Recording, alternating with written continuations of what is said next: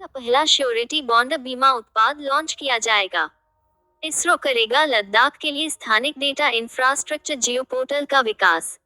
भूपेंद्र पटेल बनेंगे 12 दिसंबर को गुजरात के मुख्यमंत्री।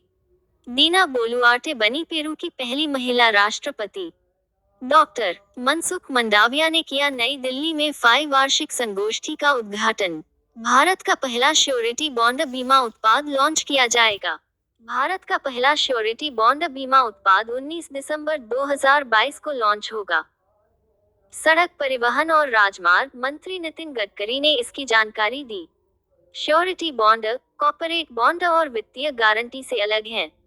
श्योरिटी बॉन्ड बीमित परियोजना को पूरा करने के लिए प्रदर्शन या वितरण दायित्व को संदर्भित करता है। इसरो करेगा लद्दाख के लिए स्थानिक डेटा इंफ्रास्ट्रक्चर जियो पोर्टल का विकास।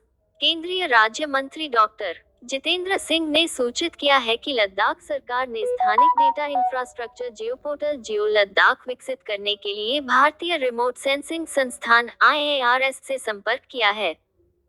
परियोजना में सुदूर संवेदन और भू स्थानिक तकनीकों का उपयोग करके स्थानिक डेटाबेस का निर्माण शामिल है। जनवरी 2022 में IARS, इसरो और ऊट लद्दाख प्रशासन के बीच एक समझौता ज्ञापन पर भी हस्ताक्षर किए गए। भूपेंद्र पटेल बनेंगे 12 दिसंबर को गुजरात के मुख्यमंत्री। भूपेंद्र पटेल 12 दिसंबर 2022 को गुजरात के 17वें मुख्यमंत्री के रूप में शपथ लेंगे। पटेल घाटलोडिया विधानसभा सीट से विधायक हैं। यह पद पहले आनंदीबेन पटेल के पास था।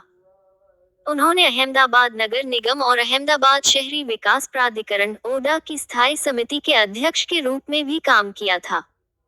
वह सितंबर 2021 से गुजरात के मुख्यमंत्री के रूप में कार्यरत हैं। दीना बोलुआर्टे बनी पेरू की पहली महिला राष्ट्रपति।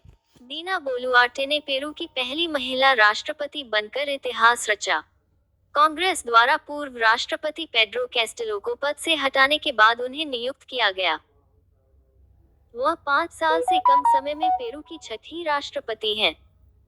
बोलुआर्टे का कार्यकाल जुलाई 2026 तक होगा। 29 जुलाई 2021 को उन्हें विकास और सामाजिक समावेशन मंत्री के रूप में शपथ दिलाई गई और वह 25 नवंबर 2022 तक इस पद पर रहीं। डॉक्टर मनसुख मंडाविया ने किया नई दिल्ली में 5 वार्षिक संगोष्ठी का उद्घाटन। केंद्रीय रसायन और उर्वरक मंत्री डॉक्टर मनसुख मंडाविया ने दिसंबर 2022 में नई दिल्ली में फर्टिलाइजर एसोसिएशन ऑफ इंडिया 5 वार्षिक संगोष्ठी 2022 का उद्घाटन किया। उन्होंने 3 फाई प्रकाशन और फाई डाटा पोर्टल भी जारी किए। यह पोर्टल एक समान डेटाबेस बनाएगा। फाई वार्षिक संगोष्ठी 2022 का विषय फर्टिलाइजर सेक्टर बाई 2030 है। फ्री 2022-23 के दौरान भारतीय रेलवे ने माल ढुलाई में 1000 MT की उपलब्धि को पार किया। भारतीय रेलवे ने चालू वित्त वर्ष 2022-23 में अब तक 1002 मिलियन टन माल की ढुलाई की है। यही समान उपलब्धि 24 दिसंबर 2021 को भी हासिल की गई थी। रेलवे माल ढुलाई राजस्व भी 16.1% की वृद्धि के साथ 1,08,593 करोड़ रुपए हो गया है, जो पिछले साल 6 दिसंबर तक 93,532 करोड़ रुपए था। इस 1000 मिलियन टन के मुकाम में कोयले ने 485 मिलियन टन का योगदान दिया है। इरकॉन इंटरनेशनल लिमिटेड को मिला श्रीलंका में ऑर्डर। इरकॉन इंटरनेशनल लिमिटेड को प्रतिस्पर्धी बोली के आधार पर श्रीलंका में $14.89 मिलियन का ऑर्डर मिला है। सार्वजनिक क्षेत्र के मिनीरत्न उद्यम को श्रीलंका रेलवे द्वारा सिग्नलिंग और दूरसंचार प्रणाली के डिजाइन, स्थापना, परीक्षण, कमीशनिंग और प्रमाणन की खरीद के लिए काम दिया गया। यह परियोजना भारतीय लाइन ऑफ क्रेडिट के तहत पूरी की जाएगी।